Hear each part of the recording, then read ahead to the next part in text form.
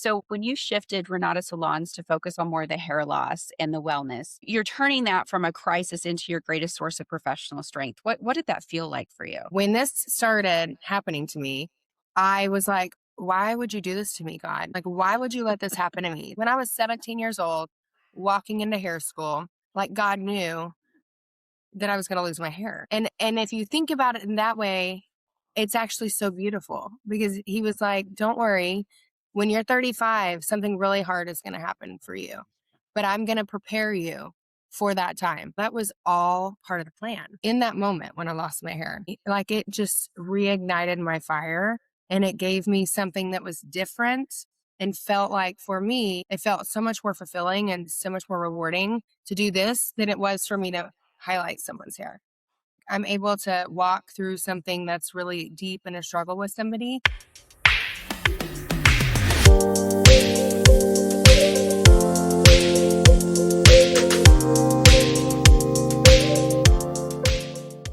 Hi, I'm Christy Honeycutt, your host for Inside the C-Suite, where execs get real about leadership, impact, and what truly drives high-stake decisions. I'm honored to announce today's guest, founder of Renata Salon and Miss Texas International 2025, Lauren Jackson. Lauren earned the Miss Texas title not just as a pageant competitor, but as a purpose-driven leader redefining representation in pageantry and leadership spaces. Her visibility challenges outdated norms of beauty and success, particularly for women navigating hair loss, medical conditions, or identity shifts. Lauren Jackson's story sits at the intersection of leadership, representation, and courage. Her presence sends a clear message. You do not need to be fixed to be powerful. Let's jump into this amazing episode. Lauren, I cannot tell you how excited I am to have you on the show today. And I know that my introduction does not do the woman you are justice. I would love for you to introduce yourself to our audience and tell us a little bit about your salon and what you do. Sure. So I'm Lauren Jackson. I am Mrs. International 2025. And I'm a salon owner. I've been a salon owner for 22 years as of December 15th, which is also my birthday. I own Renata Salons, and then I own a company called Renata Hair Co., where we help people of all ages, all colors, all genders, walk through hair loss. So it's a hair loss salon. It's private. The people who work with our clients have all experienced hair loss. So I think that's important because they come from a place of empathy and understand how great that loss can be to us. The audience doesn't know yet. They're about to. You know that I'm a big proponent of networking and community, as are you. And I found myself at a very humbling moment of losing my hair and not knowing what to do. I went in to get a massage. I had a Pixie. Most of you that have followed me forever know that was my brand. And I had a huge just patch that was completely gone. I had no idea. So the massage therapist found it. And so the rest of my hour massage was complete crap because I'm wondering, am I sick? Am I stressed? What's going on? Right. But a very good friend of mine, a mutual friend of yours, I reached out to her because I'd seen her with you and shared your story. You're very public about your story. And I'm Yes. grateful for you for that. And she connected us and I came in. So I have experienced you and your team and your salon. And you forever changed my life in a way I don't think that you realize or understand. So I have alopecia, guys, proud recipient. I did not know what it was until I saw Will Smith slap Kevin Hart. And it was maybe a year or two later, I'm sitting in your chair. And it was beautiful how you did it because I came up in the salon industry. My auntie owned a salon. My sister-in-law owns a salon. And there were never divisions of a safe space to go for that, let alone anybody even know it was a thing. So I'm just curious, and thank you so much for taking your experience and sharing that with your client base because it makes a difference. So when you were coming up, can you talk to us about your origination story about how that happened for you? Because I know you're beautiful, you're Miss Texas, right? People look at you and might not know you've come up through some things. Right. So in 2018, I, like you, found one bald spot in the back of my head. I've done hair since I was 17. I'm 43. Majority of my life, I've done hair. Consumed everything about me was hair. You know, my job, everything I do is hair related. But I never even thought about hair loss. I had clients come in, they struggled with hair loss. It wasn't even a blip on my radar until I started losing my hair. So it started with one bald patch and then just continued to evolve into several more, and it was devastating. It was life shaking for me. I wanted to quit my job. I wanted to sell my business.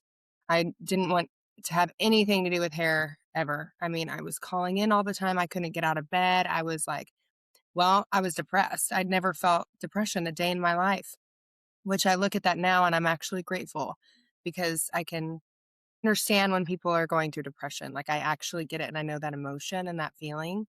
But yeah, it just was like a black cloud. I felt like it had stripped my identity from me. You know, it took at the time my job. I didn't want anything to do with it. But at some point that shifted for me. I remember my brother calling me on the phone one day and I was finally open with him because at first it was a big secret. I kept it a big secret. I didn't want anybody to know. I was just struggling silently. And then my brother was like, Lauren, I don't mean to sound insensitive, but you know, you're kind of the perfect person. Like, instead of being like, why me? Like, why not you? You have the means to get the hair that you want.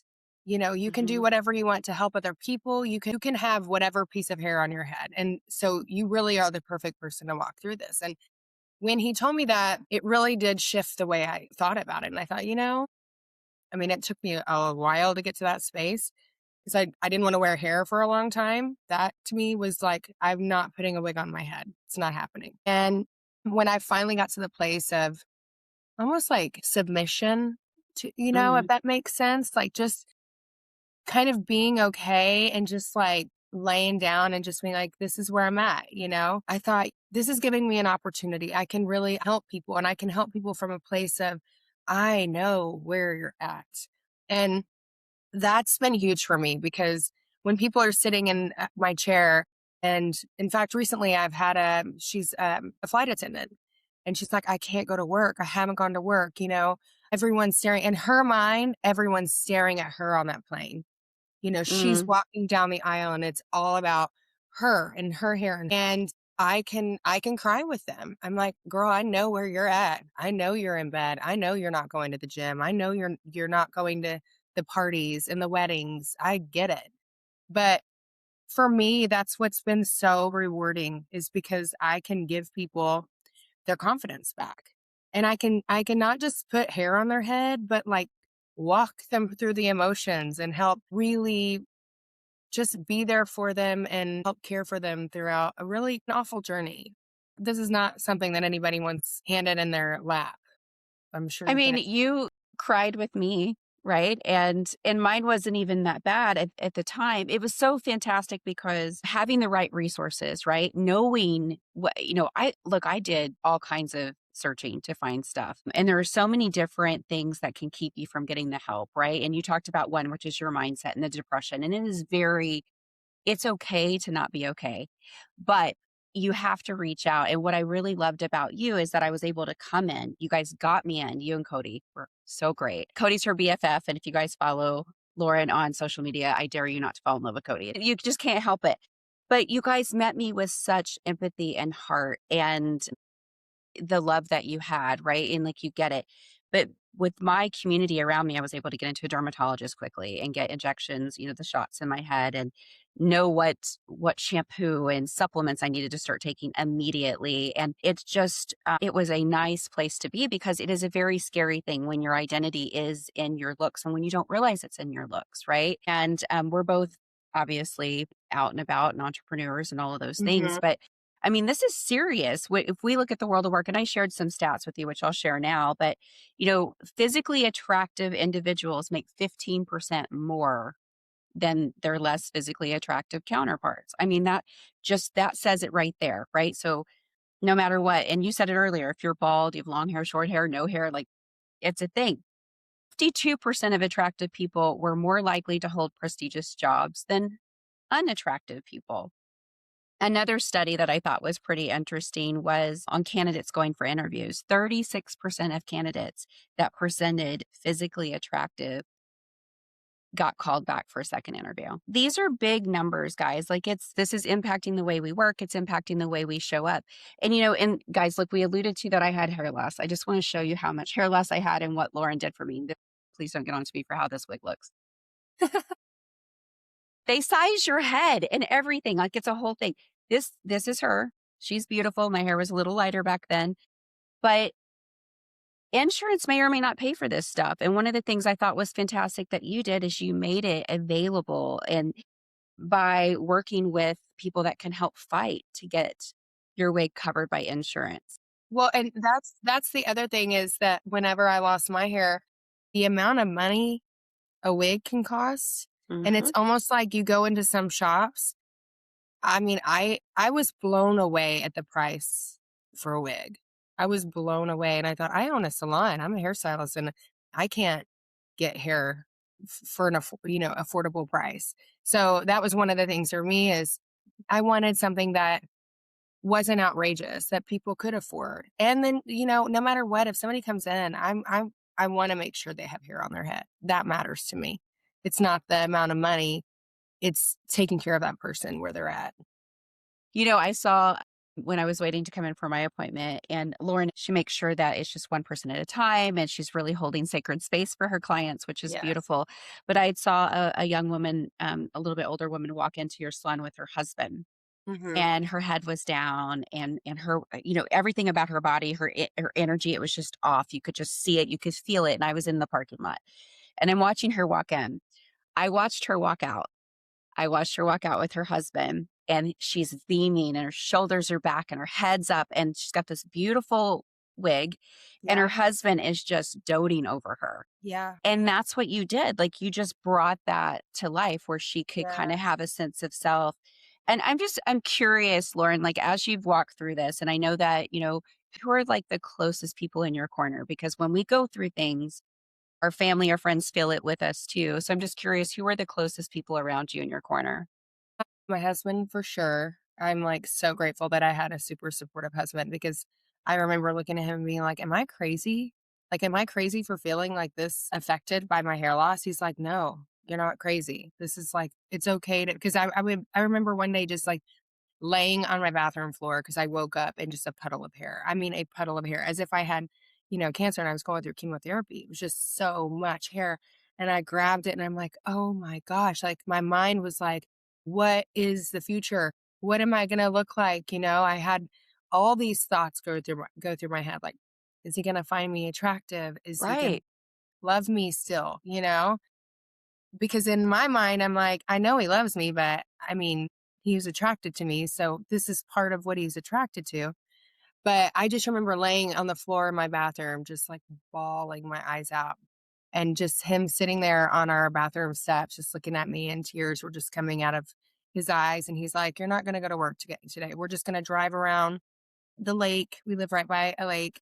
We're going to drive around the lake and we're just going to hang out today. And so we did. I remember that day, I cried and I grieved, and then I would like laugh. And then we would like, it was just like this, it was grief. You know how grief comes in waves? I was grieving the loss of my hair that day. And he just, I mean, didn't matter what I spent, it didn't matter what I needed. If it was time and he needed time with, or I needed time with him, it didn't matter. He was going to stop whatever he had to do and he was going to help me. So he was a major support system. Cody was also a major support system for me because Cody also has struggled with hair loss, and Cody's worked for me now for 10 years. And so when Cody originally started, Cody was wearing hair, and I wasn't affected by it, if that makes sense, until I lost my own hair and then I got it. I understood Yeah. why it was consuming for him. But um those, two people were really, really supportive. My mom was really supportive of me. She took me to the Mayo Clinic. Her and I went to the one, I think it was in Arizona, because I had some other immune issues and just my body was like shutting down. And she was extremely supportive. My stepdad, my team at the salon was very supportive. There were times when I would have to call in. I was like emotionally not well, and they would cover for me and they would take my clients, and the receptionists would reschedule, never without even a question. I'm so lucky and grateful to have those people around me because, there were clients that, not a lot, most were very sensitive, but there were clients that were very insensitive and said things that were hurtful and probably never thought about it again. But I've thought about it several times throughout the past 6 years, 7 years after they said it. It didn't leave my mind, but they said it. and they just carried on with their life. But I'm grateful for the support that I definitely had throughout it. That's why I want to be that support for other people when they come in, for you and Yeah. for anyone who's struggling with hair loss, because it is so hard and you cannot possibly have a clue what it feels like until you walk through it. 100%. And, you said something about you've thought about what people have said to you. And I want to share that too, because I show up in meetings and virtually in person on stage. And I had a wig that obviously, we alluded to how expensive these are. So I had a pixie, which is basically a guy's cut for those of you that don't know what a pixie is. And then I started getting the patches, and you can't hide that in a pixie. There's just no way. And so am I going to buy a wig that's here, right, for the price, or am I going to buy a wig with hair? So I'm like, I'm going to lean in and have fun. I'm going to buy the wig with hair. So I Yeah. did. Imagine showing up with a wig to help other people not feel uncomfortable because you don't have hair, and then being told some incredibly interesting things that were super hurtful. Like, Yeah. wow, are you just trying to be glamorous today? Well, look who just walked in. Like, I cannot even tell you. And I'm sitting here thinking, yeah, Yahoo, I have the wig on, so you're not uncomfortable staring at a bald patch Yeah. because I don't Yeah. know what to do right now. There's so much insensitivity around this. And I'm just curious, do you have guidance for organizations, leaders, colleagues, people out in the work world and in the world? How can they meet people with a little bit more empathy if You know, someone shows up with like a totally different, right? We will be yeah. like, you look Yeah. great. But like, how do you address that? Because I went from this to this, obviously something was going on. So I Right. don't hold them precious to that. Like, I get they don't get it. But what advice do you have around that? Because it is Yeah. uncomfortable. Well, because really, if you think about it, I mean, we all just really kind of do want to blend in. Like, we don't want to be standing there naked with a flashlight on our biggest vulnerability and saying, oh, look at that, you know? But I think when it comes to hair, and I don't know if you knew this or not, but I wrote a children's book, and it's kind of wrapped around that just for children to be educated, even. Because I've spoken at my children's school about hair loss, and people don't know how much words affect them. And so, just being sensitive and not knowing, hey, I'm wearing a wig because I'm losing my hair. My gosh, you could be dealing with life-threatening things, and that's why you're losing your hair. You know what I Hmm. mean? Just for me, I would just, as a business owner or somebody in leadership, say, "Wow, you look great. I love your new look. You look amazing." Versus, try to, because it's hard. It's so hard to walk in with a wig, even if your wig looked exactly like your own hair. For Hmm. the person wearing it, they feel like they're wearing this like huge yellow sign on their head. It's like, I'm wearing a wig. You know what I mean? You want to blend as much as you can, even though yours was longer. You still don't want to be outed. I mean, Yeah. essentially, you're being outed. No, exactly. And I didn't know about the children's book. So I would love to learn a little bit more about that. What's the name of it? It was Sterling's Crown. I released it, but I'm editing some other things. So once I'm going to re-release it, because I want to edit some things. I want it to be so perfect because I want it to be like a guidebook for children. Say a little girl has lost her hair to either alopecia, or a little boy to alopecia, or they're walking through chemotherapy, even like a book that you could read at school to a class, because it's uncomfortable, and little kids will say like, "Oh, you look like a boy," or "Why are you losing your hair?" or whatever. And then also for little girls to feel normal. Whenever I lost my hair, the Alopecia Areata Foundation will send people a Barbie doll, a bald Barbie doll. So I got one, and I gave it to a little girl who had lost her hair to chemotherapy. But, just to feel like seen, Yes. and something's written for you. You're experiencing this. It feels very rare, even though it happens to a lot of people. But when you're the one losing your hair, you feel like this is not normal. You don't walk around with people with hair loss like that all the Well, time. yeah, and you're consumed by it. I'm having another bout of it, which I'm having to, and I've gotten really tricky with like the powders and the part, like all the Yeah, different things, right? Like you become a master at it. that's But right. you're right. It is very you're hyper focused on it because you can see it, not necessarily everybody else. And there was pictures of me. We were somewhere, there was wind, it was 4th of July, Uh-huh. and all you could see is the wind blowing my hair and just bald spots. And I Yeah. was just like, oh, guys, why did you take that picture of all I the know, pictures? And no one else noticed it, but I but saw you it. did. I saw You it. did. So it's a really, really hard place to be. And I love the guidance, and I love too that people are leaning in to help teach our kids and educate our kids to be more empathetic with each other. Because as Yes. adults, I mean, let's be honest, we came up with you've got cooties, and we didn't really, don't stare, and the different things that you learn. I don't think that helped us. No, Not for me, because I didn't know it until I personally went through it. that's right. Yeah, Yeah. Even the whole don't stare of it all, I think it's okay to ask questions. I agree. When you're coming from a loving heart and you genuinely are just like, I want to check in on this person, I think it's okay to ask a question, And if I saw somebody that to me was clearly going through something, I think for me, I would want to, for me, because I've experienced hair loss in particular, Right. I would want to try to connect with that person because I think community is so important. And, I think we battle feeling alone in general as a community, as a society, because everything's digital and online, especially our children. But community and connection is literally Everything. the reason. Do you know what I mean? It's the reason. This is more important than anything is connecting with people and also just feeling like you're not alone. Somebody else went through this and they're okay now, and we can talk about the feelings that nobody else gets. It's like the club you don't want to be a part of. You know what I mean? Oh Like my you're a gosh. part of the club. But, it definitely makes you more wise, and more, empathetic and available to others to hold space for them. Right.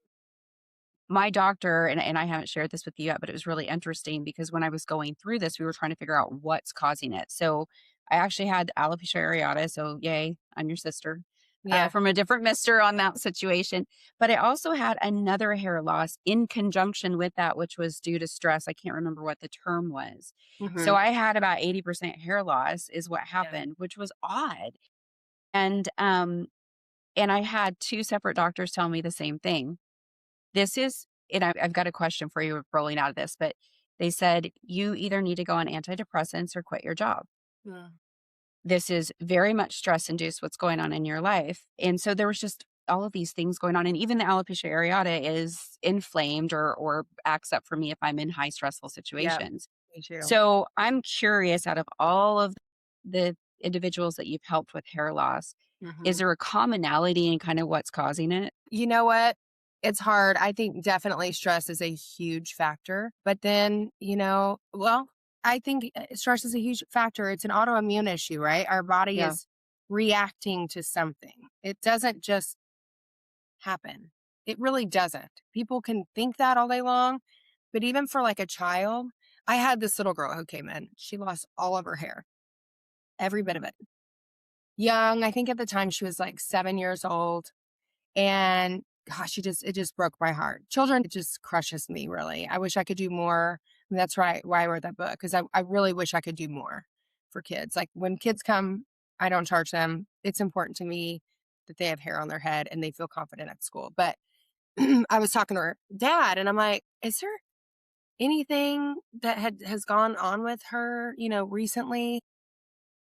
And he said, yeah, her mom left us. And I was like she just left, left all the whole family. And a couple months later is when her hair fell out. And I'm like, I do think that stress is what like ignites it. Typically, there can be other things. There can be sickness. It can happen from sickness, all kinds of things. But for me, I know for mine, it was 100% stress. I didn't have balance in my life. I was starting a new company. I had my salon, but then I was starting a makeup line. You're gonna love this. I joined this multi-level marketing thing. I'm like, I want to be. If you show me that I'm gonna be near the leaderboard or on the top of the board, oh, girl, I'm like racing to the top of that. I want to be right here. I want everyone to see my name on that board. And I started out, I did so well, and it fueled me. And so, man, I was running on empty for so long, and it just happened. My hair started falling out. But I do believe that at the end of the day, stress is such a huge factor in this. But then once you start losing your hair, you get more stress. You're stressing out about Yes. your hair's. it's like so cyclical because how do you jump out of that hamster wheel? You know what I mean? It can be rough, but I do think stress is one of the major things. And with autoimmune, stress is typically what fuels it. Yeah, it's interesting because both a seen and unseen disability. Yes. Yeah, It's you're it's right. huge, and then you've got people are trying to thrive, and they're trying to, like you said, like, we wanna fit in, we don't wanna be, stood out. Now, if my head looked as great as your head did shaved, I would totally do it in 2 seconds. I don't I think that I could guarantee rock you it it. would, girl. I guarantee you it would. I know that I would say like active right now. You're still losing, but have you felt throughout this journey tired, like fatigued and stuff? So did Yes. I. I felt extremely fatigued, but one of the things with autoimmune, your immune system is attacking your body. So it's attacking the follicle of your hair. It's overactive. It's working like crazy. So for me, I found myself not just depressed and stuff. What made it even that much more worse is that I had this awful fatigue. Oh gosh. Well, can we talk about the side effects of the side effects to try to grow your hair back, right? So Yeah. they put me on minoxidil, which is a non-gender specific hair growth regimen, guys, which means that it won't always grow where you want it to if you're a woman. Right. Uh, there was another one I can't think of. Look, Fulo. That one actually did really well. It took the Uh-huh. inflammation out of my body and helped it grow. And then I had the shots. I can't remember what was in those, but I Steroid had shot. yeah, I had more hair coming up on my face than I did my head, and I'm like, Good. "What are we Yeah. doing?" And the pharmacy had accidentally put the wrong dosage, so I was taking double the dose. Yeah, and then found out, like, it's a thing, and I was actively going through laser hair removal. I mean, we're talking about beauty and what it takes to Yeah. look good out in Yeah. this world. So let me ask you, when you shifted Renata Salons to focus on more of the hair loss and the wellness, you're turning that from a crisis into your greatest source of professional strength. What did that feel like for you? Oh, it became my why, and I kinda understood why I was walking through it because at first, when this started happening to me, I was like, "Why would you do this to me, God? Like, why would you let this happen to me? This is, like, the Uh, worst thing." It felt like a cruel joke. I'm like, "Oh, yeah, let the girl who owns the salon lose her hair. That makes sense." And then when I realized, I'm like, when I was 17 years old, walking into hair school, like, God knew that I was gonna lose my hair. And if you think about it in that way, it's actually so beautiful because he was like, "Don't worry. When you're 35, something really hard is going to happen for you. But I'm going to prepare you for that time." I used to cut wigs for anyone who was struggling with any kind of cancer and had to wear hair at our salon before we ever did this. I would cut their wigs for them. So I knew how to cut wigs. And I did it for free as a service. It was something that we offered just to give something back to people who are in a hard time. So I look back and I'm like, wow, that was all part of the plan. He yeah, wasn't like abandoning me in that moment. That was all for that moment. Like all of that was for this. Do you know what I mean? I do. So it became very rewarding, and it's interesting because after doing hair for so long, I kind of I started to get in a little bit of like a burnout phase in that moment when I lost my hair. And it gave me like it just reignited my fire, and it gave me something that was different and felt like for me personally, it felt so much more fulfilling and so much more rewarding to do this than it was for me to highlight someone's hair.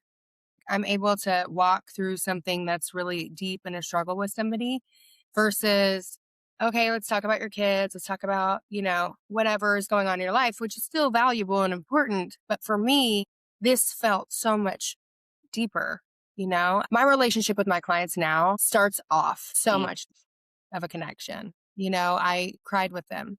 I've met them in this space where they're at. I've like relived my own, it's like PTSD, right? I've relived my own trauma with them, and we've created this like deep bond and connection that maybe it took me years to create with whoever, Susan, I don't know. But I love it. It's giving me so much more purpose and drive, and like I really truly love going to work, and I love when my whole day is just, wigs. Well, it's such meaningful and purposeful work. So in the Miss Texas role, what was the hardest boundary that you've had to set to protect your mental health from Mhm. constant public scrutiny? Because toxic feedback, and we talked about this Yeah. a little bit, but now you've expanded your platform. So Mhm. more eyes, more ears on you. What are you Yeah. doing to stay centered and healthy? I think that one advantage that I have is I'm older. So I know who I am, and my family is the most important thing for me. So they're not saying those things if they are, or, even going to the international pageant and not winning, there's 50 women I was competing with. Only one person's going to win. But not winning does make you feel a little bit, feel away because you lost, right? But I gained so much. I would do that over again so many times because what I gained was so much bigger than what I would have gained if I gained the title of Mrs. International. Do you know what I mean? Yes, Like for me, the whole journey was so amazing and I grew as a human so much. But I think just knowing who I am is the advantage, being older and knowing who I am and not listening to sometimes even my own thoughts. Like it might not be somebody else saying something, it could just be what I'm saying to myself. Because I think we sometimes can be our biggest critics. I think we are our biggest critics. Yes. Yeah, definitely. In what ways has your experience with hair loss influenced your leadership style or philosophy? Oh man. I think like I said earlier, just walking through depression, Yeah. I'm really sensitive with mental health with my team. If they're struggling with something, I want to be in the know so that I can be sensitive to how I approach them. If someone's, which I've had some of my team members struggle with depression and anxiety and mental health in general. And it's just made me so much more sensitive to allowing people to have time and, not being like, oh, you have to be here and you've missed this many days of work and whatever. It's made me a lot more understanding and just a more sensitive leader when it comes to mental health in general. I love that You so never know much. what people are going through. And I know that you believe that empathy plays a significant role in leadership. Based on Mhm. this entire interview, I know that. What struggles did you use to build your self confidence, and what tips do you have for others that aren't there yet? Wow, that's a good one. Well, one thing is self-care. I mean, I think that's one thing that I wasn't really doing. Now I really try to make it a point to take care of myself. And I know that sounds weird, but invest in myself. If I need a massage or my gosh, if I just need to sit on my bed and binge watch, a Housewives episode, girl, more than one, then that's fine. Whatever it is that I need in that moment, just to allow myself to have time. Because as a mom and a business owner, it's always about, and a wife, it's always Yeah. about everybody else, right? It's about pleasing everyone around you, making sure they're taken care of, that their lunch is packed, that they're passing their grades, that, my husband's getting his needs met. One thing that I learned as I went through this is like, I need to like turn it around and make sure I'm pouring into myself. And that was hard for me because I'm by nature a people pleaser. And then learning how to say no, that was another big thing for me. It was like being able to, no, I need to stay home and be with my family. I'm sorry, I can't go to that. I won't be able to. I'm not available. That took me until I was 35 to master that. And even still, I'm still working on it. I haven't mastered it, but I've definitely gotten a lot better about, just knowing what I need instead of just understanding and doing for everyone else, understanding their needs, like understanding what my needs are and then making sure those needs are met. I think we're always the last as women and Hmm. mothers, but to put yourself in that priority list, not Yeah. just everyone, and then you fall somewhere down here in the bottom, but bringing yourself more up to the top, I think is important. And it's not easy. It's not natural for us to do. Completely not natural for us to do in any way. And Mhm. I love that you said that, setting boundaries, saying no, spending some time on yourself. And I know that you and your lovely husband, what is his handle on Instagram? It's something funny like Jack That Wig or something. That's it. That is it. Jack that wig. That's him. Obviously, very supportive of you. You guys are investing in a retreat, glam camping. Tell us Yeah. about that because that is Yes. something I think you're going to usher some future healing into. Yeah, I am so excited about it. It's called Ferncrest on Chambers Creek, and it's outside of Fort Worth. I'd say maybe 30 minutes outside of Fort Worth. And it's glamping. So there are these geodome tents. They have beds with mattresses, air conditioning. They don't have running water, but you have running water like right outside. It's like a communal bathhouse, but it's beautiful. So Ferncrest is actually a franchise. And I love the owner of the franchise. His name is Brian. He is so into community and connection. And so I remember when I finally met him and talked to him, I was like, okay, this is good because that to me is it's so important to me and he gets it. And Hmm. I want to be a part of a company that like gets that and that's Gets like it. important for them. But yeah, what we want to be able to, host people that maybe they're having a retreat and they just need to be out in nature. So we have cold plunges and wood burning hot tubs and wood burning saunas. So you can just be in nature, be away from your phones, be away from the noise and really just like maybe it's that you need to be alone and you need to go out there and be by yourself. Or maybe you have a group of people and you're like a women's retreat or whatever. But we're so excited. We've been wanting to do this for about 5 years. And it just literally lined up so perfectly with this company, Ferncrest, that we just feel like we're right where we need to be. And it's gonna be pretty awesome, and I would love for you to come and do an event there and pour into pour into people in a space that's safe and welcoming and nature. Well, don't tease me with a good time. You're coming, girl. I'm coming. I think that's such a beautiful thing. I mean, everything that you have experienced, you, your family, your husband, you guys are definitely giving back and in such a beautiful way. And again, you've impacted myself and my family through my journey. And I just am forever grateful for you and your friendship for that. So I'm excited to see what's next. So Lauren, before we end this interview, is there Mhm. anything you'd like to leave with the audience that maybe we didn't cover? Any last nuggets of wisdom?